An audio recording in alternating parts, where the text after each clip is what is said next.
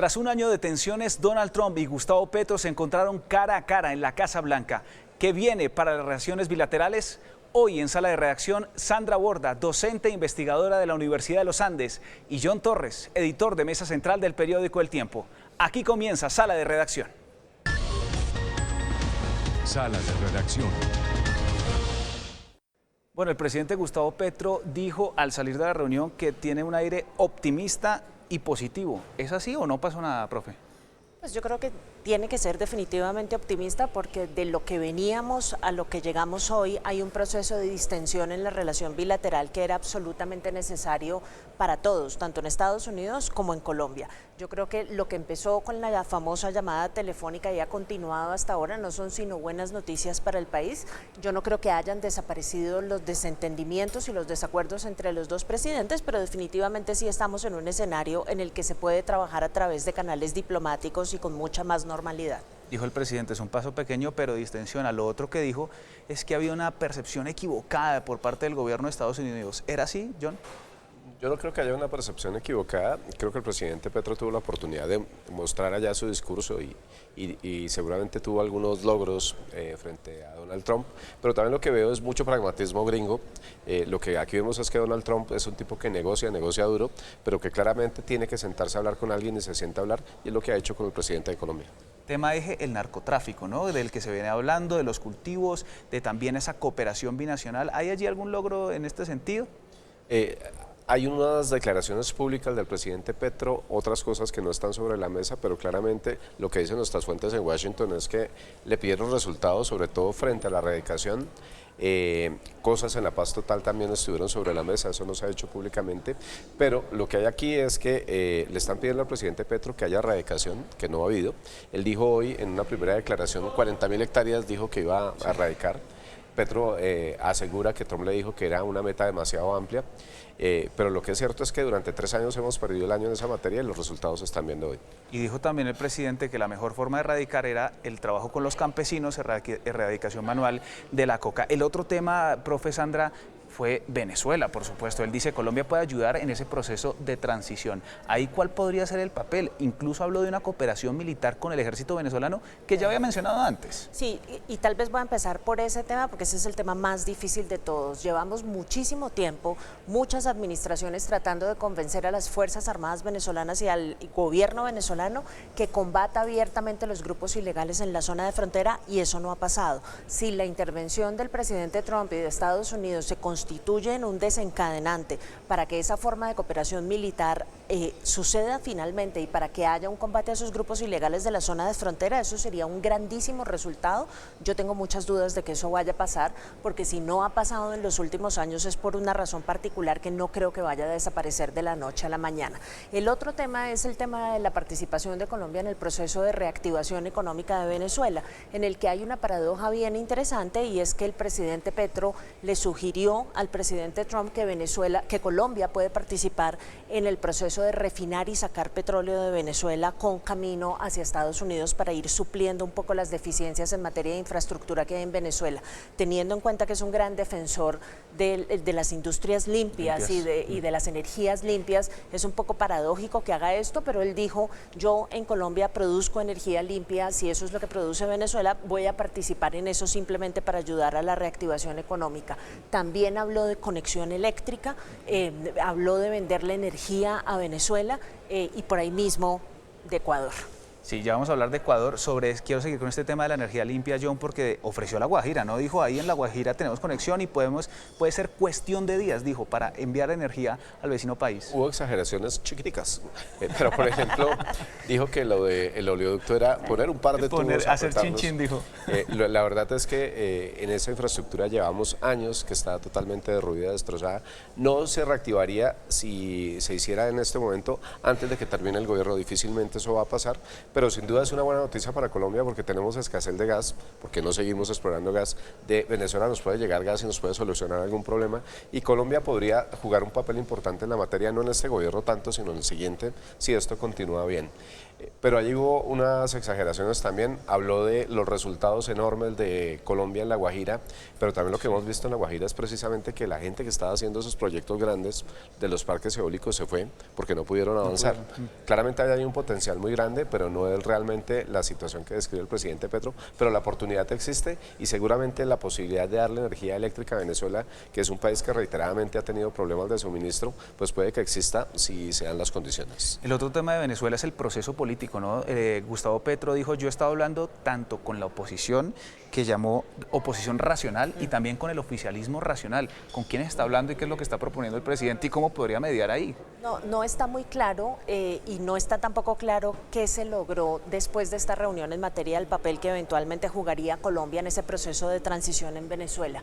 Yo personalmente tengo la impresión de que ese proyecto de reactivación y después de transición en Venezuela es un proyecto que Estados Unidos quiere adelantar solo y que trata de contener al máximo la participación regional en lo que pueda suceder allí. Sin embargo, Colombia puede ser útil. Eventualmente, si hay una colaboración en la zona de frontera, eso ayudaría a que las Fuerzas Armadas venezolanas tengan, digamos, un monopolio del uso de la fuerza más evidente en todo el territorio nacional venezolano. Hay cosas que se pueden hacer conjuntamente, pero yo todavía no veo, con los problemas que tiene el presidente Petro con la oposición venezolana a la María Corina Machado y con la desconfianza que le tiene esa parte de la oposición, no lo veo jugando un papel de mediador allí. Vimos también esta semana la nueva designada diplomática de la misión de Estados Unidos en Venezuela, ya tomó posesión de la embajada, se reunió con Delcy Rodríguez. ¿Qué podemos esperar de esa misión? Y ella habla de las fases de las que ya había mencionado Marco Rubio, de estabilización y transición. Claro, habló de transición y eso es un término que no le gusta mucho al régimen venezolano, pero sin duda hacia allá van a apuntar. Yo le iba a pedir a producción de pronto que volviéramos a esa foto grande de quienes estuvieron en la reunión, sentados en la porque reunión. es muy diciente. Hay un señor que se llama Bernie Moreno, del que debíamos hablar, senador muy crítico. porque claramente el presidente Petro allí estuvo presentando la realidad que él cree que es la realidad de Colombia, pero Bernie Moreno y Marco Rubio, el secretario de Estado, pues es gente que conoce muy bien a Colombia y que seguramente, si eventualmente no intervinieron en la reunión, que parece que no hablaron tanto, sí probablemente le pueden decir al presidente Trump al oído cuál es la realidad de eso que le estaban presentando. Y Marco Rubio, que maneja parte de la política exterior de Estados Unidos y que tiene un interés grandísimo en todo el continente. Ya quiero más adelante que hablemos, por ejemplo, sobre lo que está pasando en Fíjense en Cuba. el papelito. Lo que decía ese papel era que Colombia y Estados Unidos eran los mejores aliados no contra el narcotráfico, narcoterrorismo. Y ahí hay un cambio de discurso importante que a usted le puede decir un poco en el tono en el que llegamos allá. Sobre ese papel de Marco Rubio, que además está casado con una colombiana, ¿no? Así es. ¿Qué papel pudo haber jugado allí en esta reunión? Yo creo que Marco Rubio es una figura fundamental para entender la política exterior de la administración Trump hacia América Latina y hacia Colombia. Yo creo que si hay alguien que está dictando cuáles son los lineamientos, que está detrás del proceso de formulación de la estrategia de seguridad nacional y que está detrás de lo que sucede tanto en el caso de Venezuela como en el caso de Colombia, es él. Ahora, sí quisiera llamar la atención sobre, de nuevo, el tipo de personas que están ahí sentadas, porque además no solamente son personas que conocen muy bien Colombia, sino que son ala dura MAGA, ¿no? Particularmente Bernie Moreno no es un republicano tradicional. Bernie Moreno es una persona, viene del estado de Ohio y viene de construir una carrera, se está estrenando apenas en el Congreso y de construir una carrera alrededor de Donald Trump. Entonces, lo que tenemos acá es la línea más dura de ese gobierno, lo que finalmente quiere decir que hicieron un esfuerzo grande por mantener esta conversación en términos civilizados, porque allí las distancias políticas e ideológicas que estamos viendo en esa sala son inversamente proporcionales a la cantidad de espacio físico que los separa. Y en algún momento lo dijeron, ¿no? Separar esto también de la realidad del país, de los problemas que tuvieron directamente con el presidente Gustavo Petro. Un detallito más de todos modos, Bernie Moreno es el hombre de la carpeta esa que dejaron ver.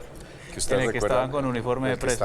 Salían con uniforme naranja, pero también es un hombre que ha sido duramente atacado por el presidente Petro en Colombia y su familia particularmente también, a la que el presidente Petro ha señalado, hasta ahora sin ninguna prueba concreta, de hechos de corrupción en Colombia. Otro tema tratado es el levantamiento de sanciones y sobre esto Donald Trump se habló puntualmente, dijo, estamos trabajando en ese levantamiento de sanciones. Sí, lo que dice el presidente Petro es que Trump comparte la idea que él tiene de que las sanciones no eran eficaces, que por el contrario produjeron pues que hubo unos efectos muy duros, pero yo no sé si necesariamente eso es lo que le dijo el presidente Trump, porque es un presidente que aplica sanciones, ¿no? Sí. Entonces, en ese orden de ideas, seguramente ahí hay un discurso que llevó el presidente Petro. Por el momento nos estamos quedando con su versión, porque no hay una declaración fuerte y grande de los Estados Unidos. Nosotros estamos, por supuesto, muy pendientes de declaraciones de Bernie Moreno, también del secretario de Estado, y ya de la versión más grande que dé eventualmente el presidente Trump. Pero, sin duda, es una buena noticia para Colombia, porque el diálogo fue, por lo menos, positivo y fluyó. Hablemos del tema Ecuador, que también estuvo presente. Me llamó la atención, el presidente Petro dijo que le había pedido al presidente Trump que mediara con Noboa para hacer una triple alianza, también contra el narcoterrorismo, pero también con este tema arancelario que está viviendo actualmente el país. Él sigue culpando del desencuentro con Noboa y con Ecuador a la desinformación, y lo dijo claramente, dijo no solamente el desencuentro con Estados Unidos y con el presidente Trump, sino también el desencuentro con Noboa y Ecuador es el resultado de la información que viene a dar la oposición, que es información falsa. Es una cosa muy paradójica, porque en el caso particular de Estados Unidos, digamos, eventualmente sí hay algo de eso, pero el gran responsable del deterioro de la relación con Estados Unidos es el mismo presidente Petro y digamos la suerte de política que decidió seguir en redes sociales. En el caso de Ecuador, lo que le ha pedido, tal como lo dices, es una intermediación al presidente Trump, que fácilmente, al parecer, le contestó, no se preocupe, yo me encargo, que no deja de sorprender en la medida en que algunos manteníamos la tesis de que esa decisión sobre los aranceles del presidente Noboa algo había tenido que ver con un encuentro con Marco Rubio en Davos. Entonces, parte de lo que va a empezar a suceder ahora es que en la medida en que el presidente Petro se empiece a alinear con la política antidrogas de la administración Trump, seguramente también va a haber un proceso de distensión con Ecuador. Claro, allí hubo también unos comentarios importantes del presidente Petro. Dijo que el éxito de la lucha colombiana contra el narcotráfico estaba empujando el narcotráfico hacia Ecuador. Eso también es una verdad bastante, con comillas, una mentirita, la verdad. Pero también es cierto que la reacción de Ecuador y la reacción del presidente Noboa es injusta con lo que pasa en Colombia, porque en realidad sí combatimos el narcotráfico, hay unos énfasis que pueden ser polémicos o no, pero no es tampoco la situación que plantea el presidente Noboa, que seguramente obedece a intereses internos, también seguramente algunos, porque en Davos estuvo reunido con la gente de la Casa Blanca y de allí fue donde le salió la idea, pero hay cierta injusticia con lo que ocurre en Colombia y con el esfuerzo que se hace en este país. Y allí también este papel mediador entonces que ahora va a tener Trump entre Colombia y Ecuador, pues alimenta este perfil que está creando en esta segunda administración Trump de el gran mediador, el que solucionó 8 guerras en un año, ¿no?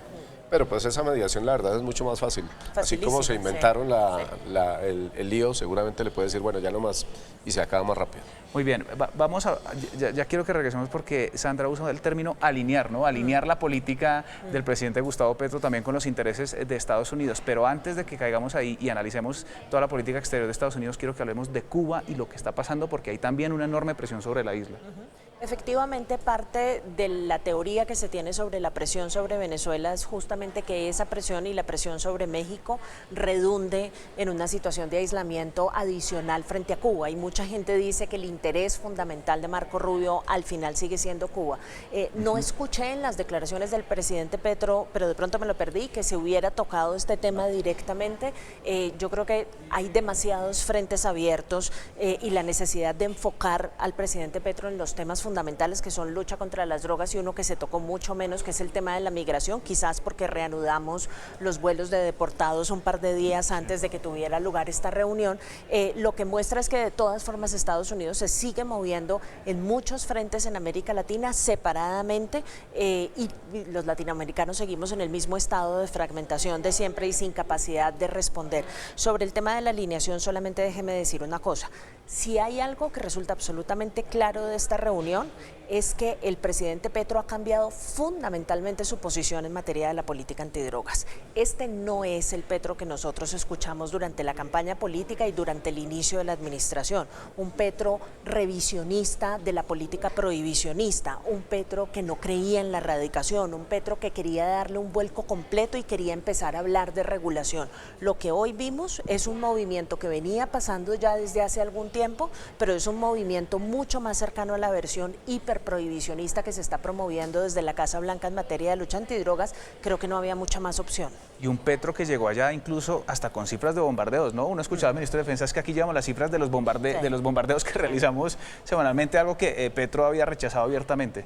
Claro, está siendo muy pragmático, está intentando venderle a Estados Unidos la historia de que el gobierno y el Estado colombiano en estos últimos 3 años y ya 5 meses, casi 6, pues ha realizado una lucha efectiva contra los grupos armados, lucha efectiva contra el narcotráfico. Hay más incautaciones sin duda, pero hay más incautaciones también porque hay más coca, eso no hay nada que hacer. En este momento estamos produciendo, según Naciones Unidas, más de 3.000 toneladas métricas de cocaína y tenemos más de 260.000 hectáreas. El gobierno sigue con la idea de que hay menos cultivos de coca en este momento, pero haciendo una proporción extraña porque número real hay más coca. Lo que está diciendo es que crece menos que en el 2018, pero sigue creciendo. Y el otro punto importante también es que dice que está combatiendo los grupos armados, pero recuerden ustedes que el gobierno del presidente Trump ha sido muy crítico de la paz total que a propósito hoy también nos estrenamos muy temprano en la mañana con la extradición de Pipe Tuluá, algo que era necesario e importante, pero este grupito, La Inmaculada, un grupo tenebroso del Valle que opera el de Tuluá, pues está en una negociación incipiente de sometimiento supuestamente con el gobierno y esta es una buena señal también que muestra hasta dónde el gobierno está dedicado a cumplir de alguna manera con exigencias que le hacen no solamente de Estados Unidos, aquí también en Colombia. Y que han hecho también los gobiernos de la región, Claudia Sheinbaum que ha negociado directamente con Estados Unidos y ahí regreso a ese término de alineación, ¿no? Estados Unidos está cumpliendo esta doctrina que conocimos a final del año pasado de sacar del hemisferio cualquier influencia de otras potencias y hacer que su entorno sea un entorno seguro y favorable al gobierno. Y en ese escenario hay que hacerse la pregunta de cuál es el interés que puede tener la administración Trump en reunirse con un presidente que está a 5 meses de irse del Palacio de Nariño. Creo que en el primer mejor escenario que tenía la administración Trump para las elecciones colombianas era que ganara la derecha y el segundo mejor escenario es tener eventualmente una continuidad de la izquierda pero amarrada a los compromisos que se asumieron durante esta semana en Washington.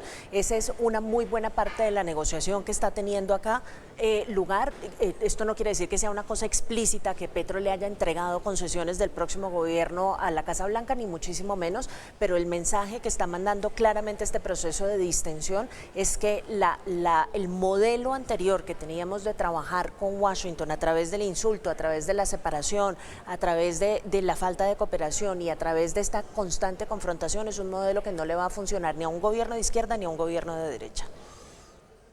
Hay un punto importante también. Claramente Petro le ha bajado el tono al discurso de Estados Unidos, pero si ustedes vieron las declaraciones de hoy, como sé que las vieron, sigue pegándole muy duro, cascándole muy duro, diría yo, a la oposición política en Colombia, señalándola de desinformar a Trump y haciendo afirmaciones muy fuertes. Sí, fue lo primero que él dijo, vinimos a contarles la verdadera realidad de nuestro país. Y eso era algo que esperábamos muchos que cambiara, vamos a ver qué pasa en los próximos días, pero allí parece que no hubo cambio para nada en el chip que tiene el presidente Petro. No sabe uno también si les está hablando a sus bases en Colombia como normalmente suele hacerlo, porque probablemente está disparando hacia esa gente que hoy estaba en la Plaza de Bolívar y en la Plaza de Lourdes y que le montaron transmisión en directo, no sé si ustedes vieron, estamos averiguando con plata de quién se montaron esas transmisiones. Yo quisiera precisamente que habláramos, ya que lo estamos aterrizando, al impacto que tenemos aquí al interior de nuestro país. ¿Qué efecto tiene esto en el proceso electoral que estamos viviendo?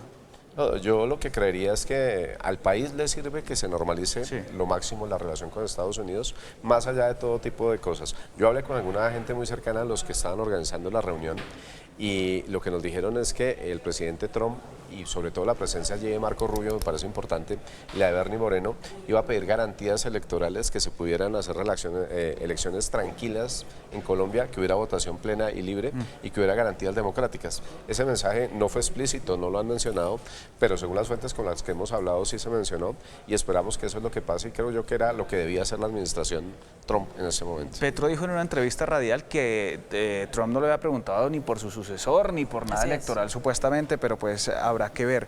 Quisiera que habláramos, hace unos días el periódico El Tiempo, la casa editorial, realizó el primer debate presidencial. Allí le preguntaban a los candidatos si apoyarían una eventual intervención de Estados Unidos en nuestro país y todos respondieron básicamente que sí, pero parcialmente, pero que coordinación. Allí también, ¿qué podría pasar ya que lo estamos aterrizando a nuestra realidad?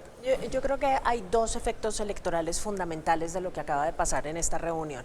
El primero de ellos es que creo que Petro se dio cuenta rápidamente que el tener un discurso confrontacional con Estados Unidos no le iba a rendir los mismos réditos que le rindió a la resistencia que lideró Lula en Brasil o Claudia Sheinbaum en México. Ellos lograron que eso se constituyera en apoyo y en mejoramiento en las encuestas. Eso no iba a pasar acá, particularmente después de la intervención militar en Venezuela. Entonces, lo que hace es virar a una suerte de normalización y distensión con el objetivo justamente de mandar el mensaje de que ellos finalmente, después de 3 años, pueden demostrar que tienen un manejo responsable de la política exterior y de la relación con Estados Unidos.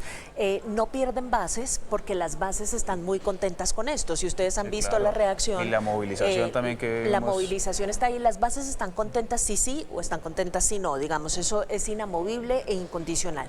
El otro efecto electoral es que esto le arrebata una parte muy importante del discurso a la derecha en Colombia. Ahora para la derecha tratar de construir el argumento de acuerdo con el cual este gobierno no podía comportarse internacionalmente a la altura acaba de quedar desvirtuado y van a tener un gran reto si ganan las próximas elecciones, porque si no llegan a la Casa Blanca el primer día de gobierno les van a empezar a decir que lo hizo mejor Petro.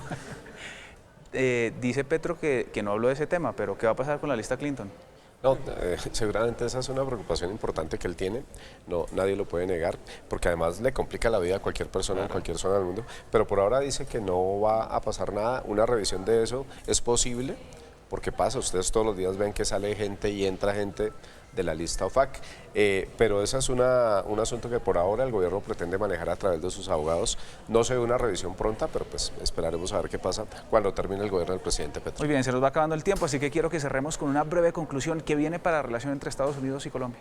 No, yo creo que lo que viene es un proceso de asentamiento, de tranquilidad. Creo que vamos a ver por un buen rato un abandono de la diplomacia de las redes sociales de parte y parte y veremos un restablecimiento de la diplomacia en su versión más tradicional. Van a continuar los procesos de negociación y Estados Unidos se va a encargar que a través de la diplomacia Petro se acerque cada vez más y más a lo que ellos quieren que sea la lucha contra las drogas. Petro dijo que había invitado a Trump a Cartagena. ¿Será que viene? No sé, yo estoy esperando a ver la foto del sombrero volteado, a ver cómo es esto. Pero sin duda es una buena noticia para el país. Hay que destacar el trabajo del embajador García Peña, que gestionó. que claramente es la persona que ha manejado esto, porque tiene una cancillería que no funciona, una canciller que no sabe mucho de estos temas. Y la verdad creo que ese trabajo fue importante. También trabajo importante del ministro de Defensa, de esas Fuerzas Armadas que siguen teniendo buenas relaciones con Estados Unidos. Pero al país le sirve esto y esperemos que la diplomacia del micrófono, que ahora es la diplomacia del Twitter, pues no se tire lo que ya logramos conseguir hoy. ¿Qué va a pasar también con los planes de cooperación que había suspendido Trump? Sobre eso tampoco hay un anuncio puntual, pero pues esperamos se restablezcan, ¿o no? Claro, lo que uno podría esperar es que este tipo de tonos, además cooperación siga habiendo muchísima... Militar particularmente. Sí, claro que sí. Y entonces en ese orden de ideas, pues Estados Unidos sabe que Colombia tiene que seguir funcionando porque es una ficha clave en la estabilidad de la región y ha seguido colaborando y seguramente con este buen tono vamos a ver algo mejor también. Bueno, finalmente Petro dijo que Trump le dio una gorra que decía Make America Great Again, de estas que le hemos visto a Trump en sus correrías y que le puso una S a América, ¿no? Sí. Make America's Great Again, como refiriéndose a todo el continente. Vamos a volver MAGA a todo el hemisferio. Gracias, Petro. Muy bien, a los dos muchísimas gracias por estar acá. Sandra Borda, docente e investigadora de la Universidad de los Andes, y John Torres, editor de Mesa Central. Gracias por estar aquí en Sala de Redacción. Ustedes los esperamos en un próximo episodio.